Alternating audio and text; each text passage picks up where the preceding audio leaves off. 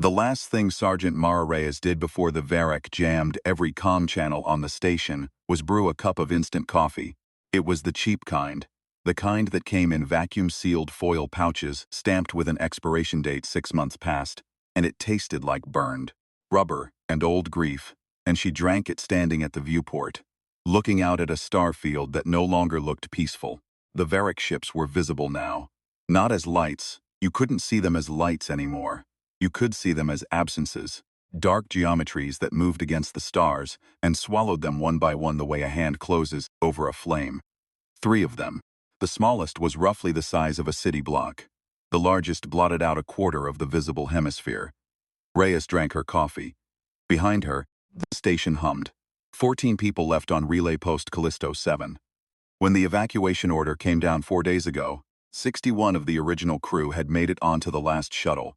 The 14 who remained had stayed behind voluntarily, mostly to finish the data burst, to transmit the navigational coordinates for the resistance corridor to the inner colonies before the Varric could complete their communications blackout. It was supposed to take 12 hours. Something had gone wrong with the array antenna. It had taken 72 hours, and now the burst was 94% complete, and the Varric were here, and the coffee was gone. She set the empty cup on the console and turned around. "Status," she said. Lieutenant Dio Okafor looked up from his terminal. He was 26, younger than her by 8 years, and he had the particular expression of someone who had been running on stimulants and prayer for 3 days. "Array is stable. Burst at 96%. We need maybe 4 more hours, Commander." "We don't have 4 hours. I know. Tell me what we have." He pulled up the tactical display. The 3 Varric vessels had taken up positions in a loose triangle around the station.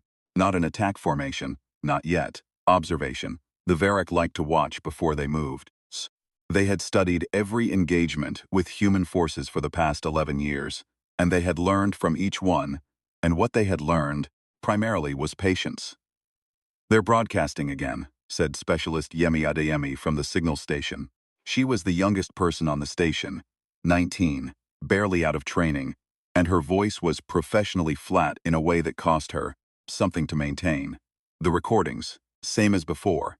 Reyes moved to the signal station and stood behind Adeyemi and listened. The Varric did not use language the way humans did. They were not unintelligent, the opposite, in every horrifying way.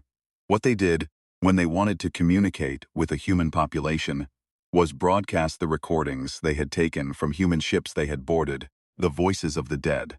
Conversations, screams, the ordinary domestic sounds of people who had not known they were being listened to. A child asking, "Mother," when they would reach the colony. A pilot humming something tuneless while he ran pre-flight checks. 2 soldiers laughing about something that was funny once, and was now only a sound preserved in alien memory banks, and transmitted back to surviving humans like a message. They did it because it worked. It paralyzed people. It unmade them in the particular way that hearing a dead voice from a machine is more terrible than almost any physical threat. Reyes listened. She heard a voice she recognized. Lieutenant Commander Petra Solis, who had been on the Meridian when it was boarded 14 months ago. Solis saying very quietly and very clearly, "Someone will come. They always send someone." Reyes reached over and turned the transmission off. "Don't listen to it," she said. "It's a weapon. It works because you let it." Adeyemi nodded. Her jaw was tight. Reyes went back to the center of the operations room and looked at her people, 14 faces. Dio Okafor, who had a wife and a daughter, named Bianca somewhere in the inner colonies, who he never talked about, because he was afraid of what talking about them cost him. Dr. Priyathal, the station's chief engineer, who was 61 years old and had survived 3 Varric engagements and who said, flatly and without drama, that she did not intend to survive a 4th. Corporal Santos, 23, and kept a battered photograph of his parents tucked in the breast pocket of his uniform, and the others, Nguyen, Wakahisa, Ferreira O.C. Ruiz Castillo and Paredes, and the 2 civilians who had refused to evacuate, Tomas Vidal, who was 40 and the station's hydroponics lead, and his 11-year-old daughter Lena had refused to leave her father, and whom Reyes had been unable in good conscience to put alone on a shuttle.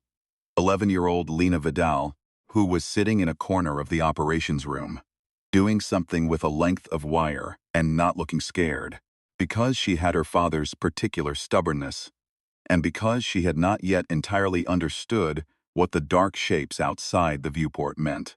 "We have 4 hours to finish the burst," Ray said. "The Varric will move against us before then. Our defensive systems will not stop 3 ships, so we are not going to try to stop them. We are going to make them slow down." She brought up the station schematics on the main display. The station has 42 compartments across 5 levels. Most of them are currently sealed and unpowered. We are going to unseal and repower select compartments in a pattern that will read to the Varric sensors, as multiple life sign clusters spread across the whole station. When they board, and they will board, they always board, they don't destroy what they think they can study. They will split their boarding parties to cover the apparent distribution of survivors. We use that split to buy time.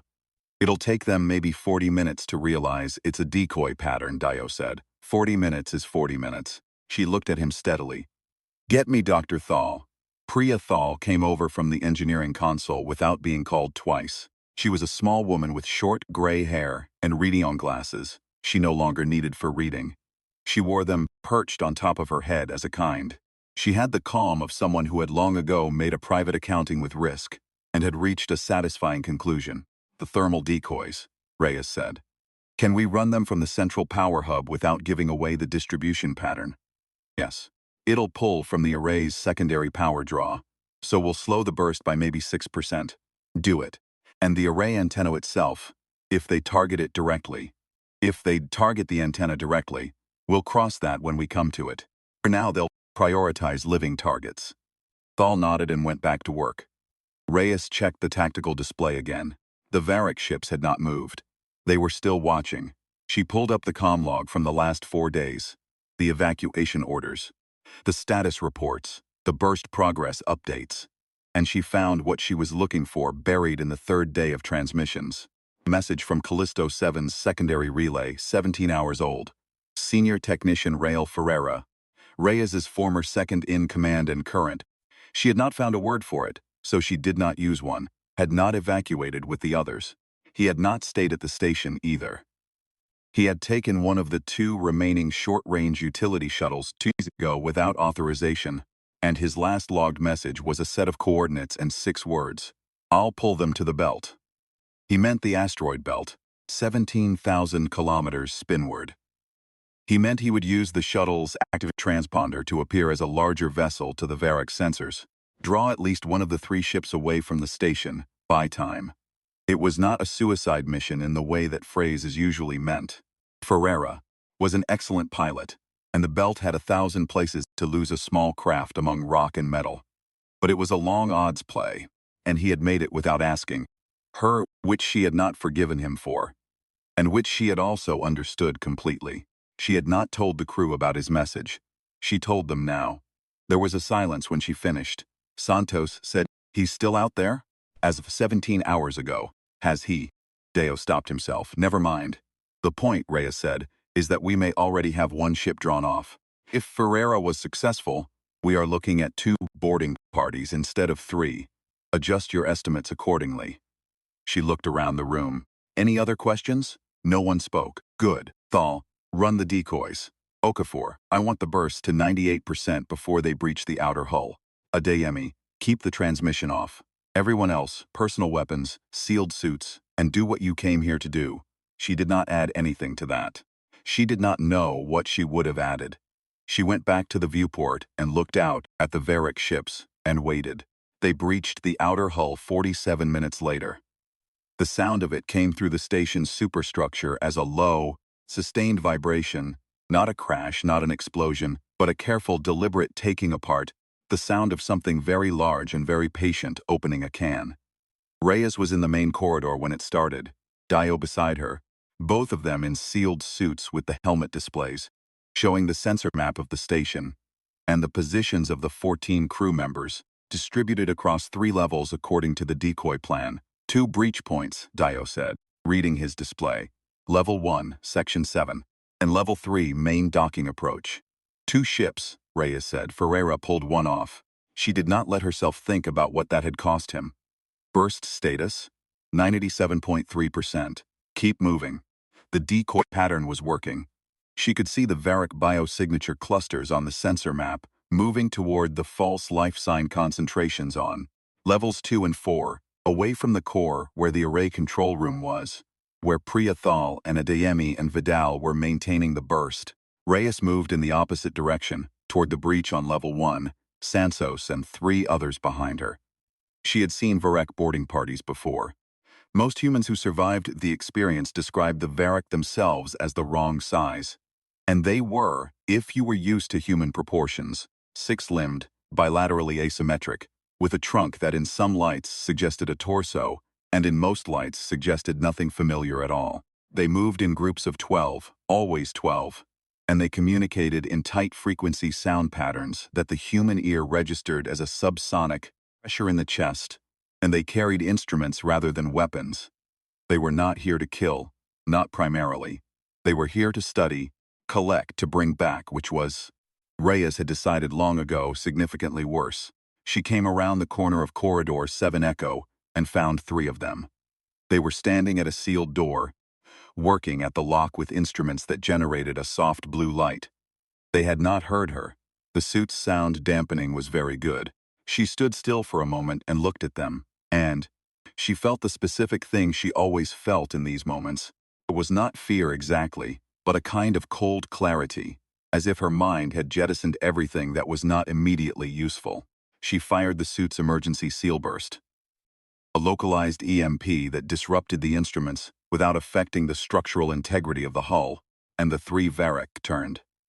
The fight was not what people imagined when they imagined combat in a sealed station corridor.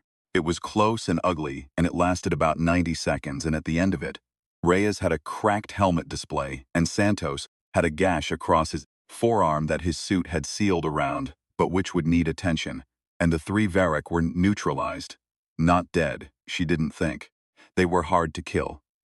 And she wasn't sure she understood the physiology well enough to know what dead looked like. But contained, their instruments confiscated, their limbs restrained with the polymer bands she'd had the presence of mind to bring. "You okay?" she asked Santos. "Fine," he said, in the voice of someone who was not entirely fine. "Sit down for a minute." "Commander, that's an order, Corporal. Sit down." He sat down against the corridor wall and she checked the sensor map. For a moment, she just stood there in the corridor of a station that smelled like recycled air and metal, and her own sweat. 3 immobilized alien forms on the floor in front of her, and a young soldier, bleeding quietly behind her, and the deep vibration of the Varric. Ships pressed against the outer hull, and she thought, "We are doing this. We are actually doing this." She thought of Petra Solis's voice from the recording. "Someone will come. They always send someone." She had turned the transmission off. She had heard it. "Burst status," she said into the comm. Deo's voice. 98.1. How long for the last 2%? 40 minutes at current draw. 25 if Thal pulls more from the secondary. Tell her to pull more. That'll drop our backup power too. Tell her. The next 2 hours were the kind of hours that do not compress well in the retelling. Reyes and her team moved through the station level by level, finding and engaging the scattered Varric boarding parties, losing the advantage of surprise once, but recovering it twice by using the decoy pattern to redirect enemy movement. And the whole time the burst percentage climbed. 98.4, 98.7, 99.1, with the slowness of something that wants to survive and isn't sure it can. Corporal Nguyen was taken on level 2. Grace did not know how to process that, so she set it aside. Dr. Thiel rerouted power from the station's water cycling system to the array and bought them 11 minutes. Adeyemi, alone in the signals room for 40 minutes when Thal had to pull Lena and her father to safety, kept the array running by hand. There was a manual process that required continuous physical adjustment to the antenna dish controls, and she sat there alone and did it, adjusting every 30 seconds, her hands moving in a pattern she had memorized in training, and never expected to use. Reyes found her when the level 3 corridor was clear and stood in the doorway of the signals room and watched her for a moment. 19 years old, headset on. hands moving with the quiet precision of someone who has found the specific task that uses all of them, and felt something she didn't have a name for, something older than pride. "You should have called for backup," Reyes said. Adeyemi didn't look up. "I had it. I know you did. Burst is at 99.8. Reyes exhaled. 99.8, she said. 2 minutes, maybe 3. Reyes keyed the all-station comm. "All personnel, this is Reyes. Burst at 99.8. Consolidate at the array control room now. Everyone." She heard Dio acknowledge. She heard Thal acknowledge. She heard Santos, who had not sat down for as long as she'd told him to, and who she was going to deal with later, acknowledge. She did not hear Ferreira. Shh. She stood in the doorway of the signals room and listened to the station and did not hear Rael Ferreira's voice on the comm. And she set that aside too.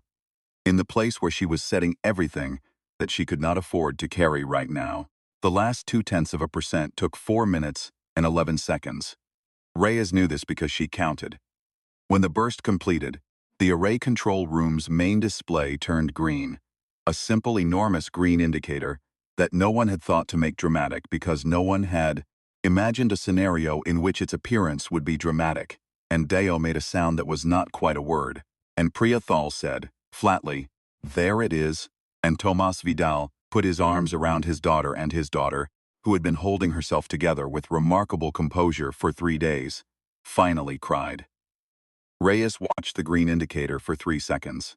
Then she said, "Get to the shuttles, we have 1 shuttle left. 14 minus Nguyen is 13. The shuttle holds 14, let's go." They did not make it to the shuttle without incident, because nothing in Ray Ace's experience had ever concluded without incident, and she did not expect this to be different.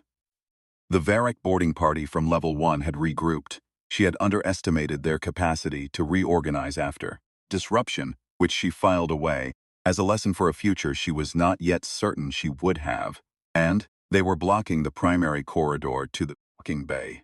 Reyes looked at her team, 12 people, Dio, Thal, Adeyemi, Santos with his sealed arm, Vidal with Lena held close behind him, and 6 others. Santos, Wakahisa, Ferreira too. She used the soldier's last name to distinguish him from the absent Rael. She noticed, and which cost her. "You're with me. Everyone else takes the secondary corridor to the bay. Do not wait for us. If the shuttle is clear, you launch, we'll follow in." "There is no other shuttle," Dio said. "I know. Commander, I know." She looked at him steadily. "Go." He held her gaze for a long moment. Then he nodded once and took the others and went. Reyes went the other way with her 3 soldiers. The Varric in the primary corridor were 8 of them, spread in their characteristic pattern. A loose formation that covered angles, that accounted for the corridor geometry, that had clearly been adapted from studying human tactical data. They were not careless. They were never careless. What they were, Reyes had concluded over 11 years, was unable to adequately model stubbornness. They modeled resistance. They modeled threat assessment and withdrawal and reorganization.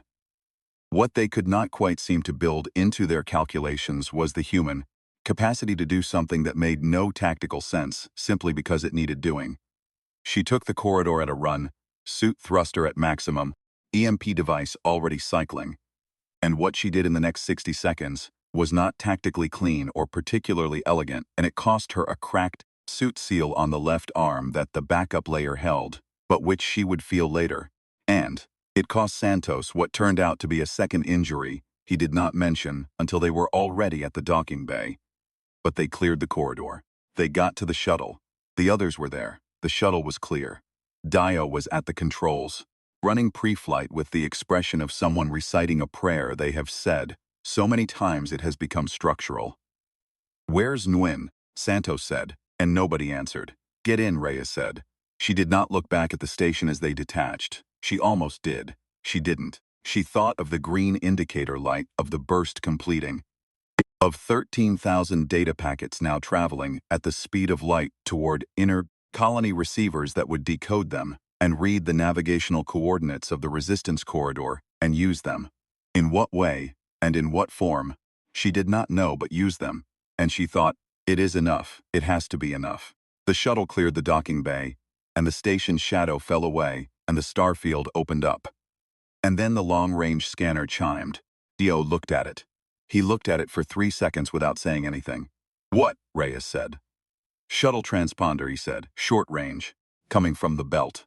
She moved to the scanner and looked at the signal. Small craft running on emergency power, moving toward them on a heading that would only make sense if whoever was flying it had been tracking the station's position and waiting for exactly this, for the moment the station went active and the shuttle detached. "That's Ferreira's transponder code," Deo said. Reyes stood at the scanner and looked at the signal. "Intercept heading," she said. "We'll be burning our reserve." "Intercept heading, Lieutenant."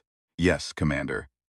The shuttle came toward them through the belt in a long, arcing approach, and as it got close enough for visual resolution, Reyes could see it. The utility shuttle, hull scarred from 3 days of hiding in rock and metal, running lights dim but moving steadily, and with the particular quality of motion that belongs to someone who has been waiting a long time and has decided they are done waiting. It took 20 minutes to match velocities and dock. The docking collar locked with a sound like something being set right. The inner hatch opened. Rael Ferreira looked terrible. He had a burn along the left side of his jaw from something he had not treated, and a look in his eyes of someone who had been alone for 3 days, with only his own judgment for company, and had not entirely trusted it. He stood in the hatch and looked at Reyes, and she looked at him, and neither of them said anything for a moment. "You didn't ask," she said. "I knew what you'd say." "You still should have asked." "Yeah," he said. "I know." He came through the hatch, and the crew made room for him and Lena Vidal, who had never met him before, and was 11 years old, and had been through 3 days of things children should not go through, reached up and took his hand without being asked, which was the kind of thing children do that adults forget to do. Ferreira looked down at her and something in his face changed. They moved to a safe distance from the station and the Varric ships, and held position, and Reyes sent an emergency narrow beam on the one frequency the Varric had not yet fully learned to block, and she reported the burst completion, and she gave their position, and she asked for pickup. Then she went and found a place to sit. There was a small observation port at the rear of the shuttle, a square of reinforced glass, about 20 centimeters across, and she sat in front of it and looked out. The station was visible still, the 3 Varric ships around it, like dark hands holding something they would shortly take apart. She watched them for a while. Ao came and sat near her. Not next to her, he gave her the port, gave her the view she was looking at, but near enough. 99.8, he said, very quietly. "All of it went through," she said. Thal confirmed the receiver acknowledgement before we left. "The whole burst," he nodded. They sat in silence for a while. Through the port, one of the Varric ships began to move. "What did Solus say?" Dio asked. "In the recording. You turned it off before I could hear." Reyes considered. "She said someone would come," she said. "That someone always comes." He thought about that. She wasn't wrong. She wasn't wrong. Dr. Thal came and sat on the other side of her, close enough that their suits touched, and did not say anything, and Reyes was grateful for that. Tomas Vidal had found a blanket somewhere, the emergency kit in the back of the utility shuttle, and had wrapped it around his daughter and himself. And Lena had fallen asleep with her head against her father's shoulder with the particular totality of sleep that belongs to children after enormous exertion, as if the body knows when the danger has passed and simply closes itself down to repair. Santos, who had 2 injuries, and had not mentioned either of them in a timely manner, was finally letting Adeyemi clean and dress the gash on his forearm with the shuttle's first aid kit. And Adeyemi was doing it with the same focused, even precision she had brought to manual array calibration. And Santos was looking at the ceiling and trying not to wince. Ferreira was at the co-pilot's console, running routine checks on their power reserves with the systematic attention of someone who needs to be doing something with their hands. Reyes sat at the observation port and watched the Varric ships and thought about nothing in particular, which was a skill it had taken her years to develop and which she was still not very good at. After a while, Ferreira came and stood near her. "The one ship that chased me into the belt," he said. "It broke off about 6 hours ago. They must have detected the burst completion and redirected." "Too late," she said. "Too late," he agreed. There was another silence. The coordinates they'll get from the burst, Ferreira said. Resistance corridor. Do you know how long it'll take them to act on it? No. Months? Probably. Longer? Maybe. He looked at the observation port. But they'll act on it. She looked at the Varric ships. 3 dark shapes against a star field. Patient and vast and utterly assured of their own logic. Moving now with the slow, deliberate motion of something that has decided to stop watching and start taking. She thought of the green indicator, of Adeyemi's hands moving in the dark, of the sound of the burst completing, which was not dramatic. A simple chime, the kind of sound a terminal makes when a file transfer finishes, and which had been the most significant thing she had ever heard. They'll act on it, she said. Ferreira nodded. He went back to the co-pilot's console, and she stayed at the observation port. The pickup signal came back 40 minutes later. A resistance frigate, 3 hours out. Confirmed the burst receipt. Confirmed the coordinates were already in distribution. Confirmed that 7 relay stations across the inner corridor had received the data and were processing.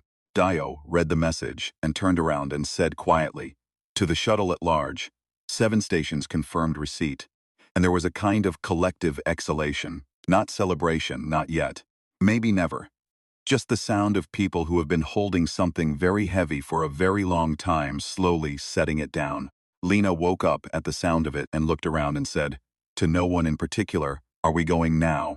Yeah, her father said. We're going now. She settled back against him, satisfied as if it were that simple. Outside the observation port, one of the Varric ships turned, a long, slow movement, a dark geometry recalibrating, and began to move away from the station. Then the second, then the third, back toward whatever place they came from which no human had ever seen, and which Reyes sometimes thought she did not want to see. Shh. Moving with the patience of something that has measured this encounter and added it to its models and will return with better models, because that was what they did. That was the relentlessness of them. Reyes watched them go. She thought about what they would put in their models, what they would mark down in their analysis of this engagement. 14 humans, 1 station. A burst of navigational data transmitted in the face of 3 capital ships. 1 combat-effective crew member drawing an entire ship's attention into an asteroid field for 3 days, on nothing but a utility shuttle and nerve. A 19-year-old specialist running manual array calibration alone, in a room for 40 minutes because it needed doing. A child who slept through the escape. An engineer who was 61 years old and had survived 4 engagements now, and who had, 3 hours ago, quietly told Reyes that she thought she'd keep surviving them, which had surprised Reyes and which she had chosen to believe. What the Varric would put in their models, she thought, was this. The humans did not evaluate the outcome as feasible and proceed. They evaluated the outcome as necessary and proceeded anyway. And that was a thing their models would never quite capture, no matter how many times they iterated. Because necessity is not a calculation. You cannot model it from the outside. You have to have it from the inside. Which means you have to be the kind of creature that makes things necessary. That looks at an overwhelming force and says, not can we survive this, but what needs to happen here? And then does that thing, even when the doing is ugly, and costs people and doesn't resolve cleanly and leaves you sitting in a shuttle 3 hours from pickup, watching enemy retreat and feeling not triumphant but just profoundly tired. You have to be human, she thought, which is not a compliment exactly, and is not a compliment, it is just a fact, offered plainly. She stayed at the observation port until the last of the Varric ships was gone from view, and then she stayed a little longer. Outside, the stars came back. One by one, the dark shapes moved away and the light returned, and it was the same light it had always been, ancient, unbelievably distant, unbothered. And it fell through the small square of reinforced glass onto Reyes's face and stayed there. She did not think about Nguyen yet. She would, but not yet. She thought about instant coffee. About the specific bitterness of the cheap kind, and the way it tasted like it was trying too hard, and how she had stood at the viewport 4 days ago, and drunk it, and looked at the stars, and the stars had looked back. Pick up in 3 hours. She could wait 3 hours. She had been longer than that her whole life. One way and another, things to matter, the way they needed to. For the work to mean what the work was supposed to mean. For the moment when you could look at what you had done and say, that was real, that happened. Nobody can take it back. The burst was in 7 relay stations. The coordinates were distributing. Somewhere in the inner colonies, people who did not know her name were about to have a road through the dark they had not had before. That was real. Reyes leaned her head back against the hull of the shuttle and closed her eyes and let the tired come in, which was enormous. Shh! And felt underneath it. The thing that the tired had been sitting on top of all this time was not triumph and was not relief exactly, but was something simpler than both of those things. Something that did not require a name. Outside, the stars were back.